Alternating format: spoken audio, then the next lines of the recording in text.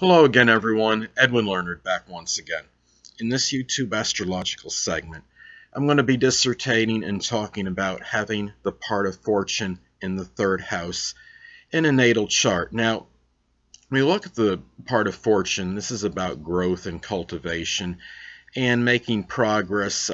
It's an evolutionary thing that starts when you're young, and then when you hit adulthood, you could very well um, meet perhaps the potential and get the positive benefits out of the position. Now, as far as this placement goes, this may indicate perhaps early on in life, maybe there were some communication difficulties. There may have been, even if the person was articulate or verbose and could speak well, perhaps there was maybe a propensity to say the wrong things, maybe at the wrong times, or not being able to say the right things when he or she wanted to. Maybe there was some reluctance and apprehension connected with speaking.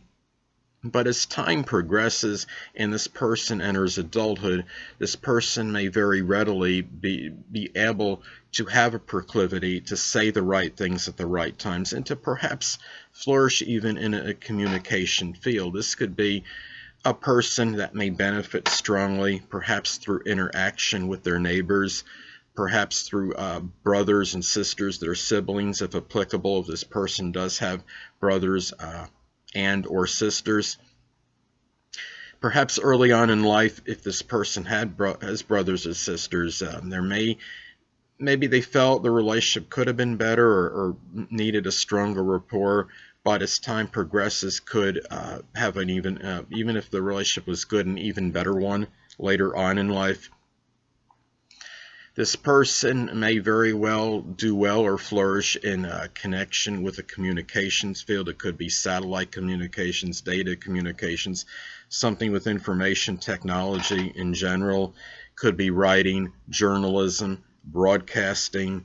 It could just be something where communication figures prominently, and even if their job is not a communication field, it could indicate that this person on the communication end of their job is where they could figure prominently and they could benefit perhaps from this. Now, a lot of this too depends on the sign in the part of fortune. So for example, if this person, say, has the part of fortune in the third house and in Gemini, well, this could be a person that may gain from their communications, but maybe being very versatile as well and multifaceted in communications and being able to talk about multitude of subjects. And it could be maybe this person may get into more than one communication field in some cases. Now, as far as, I'll give another example. Let's say that the part of fortune is in Scorpio and in the third house. Well, perhaps this person may have a strong ability to communicate Scorpio-like things, such as things connected with transformation, regeneration, perhaps occult, astrological, supernatural subjects, things connected perhaps with forensics. Maybe this could be somebody that that could do very well as far as the communication end of things connected with Scorpio, and might be able to write about Scorpio-like things, such as maybe things connected with the macabre, with horror, with supernatural writing, astrological writings. Now, another example, let's say that the person has the part of fortune in the third house in the zodiac sign Aquarius. Well, perhaps this person can communicate and convey their ideas regarding things that are innovative, regarding esoteric subjects, things that may be different or unusual, that maybe other people may not wish to write about. Things connect, maybe ideas or things related to computers, electronics, such as being somebody that critiques computers, electronic products, for example.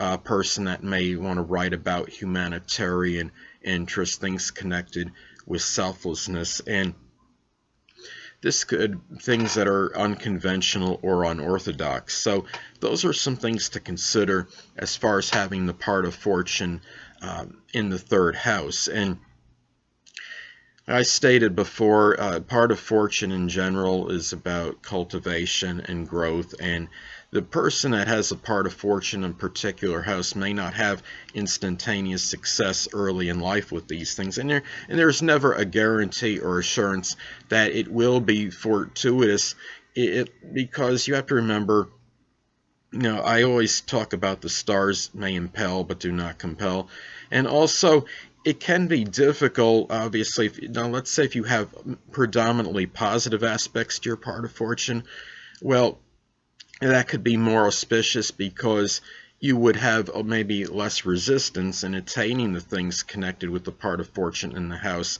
But if you have a lot of adverse aspects, you may still attain that part of fortune, but it can be with more obstructions and delays and a little bit more difficulty, and it may come with some resistance and others not necessarily approving, as far as what you may be attempting to do in connection with it. So anyway, people, that'll conclude this YouTube astrological segment for having the part of fortune in the third house in a natal chart. And stay tuned next time, where I'll be dissertating and talking about having the part of fortune in the fourth house in a natal chart.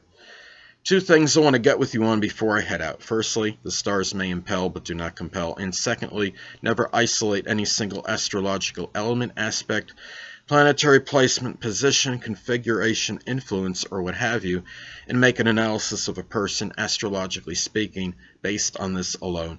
Because astrologically speaking, the person is the sum of all their components in their natal chart, and not just one. Until next time, people, stay well.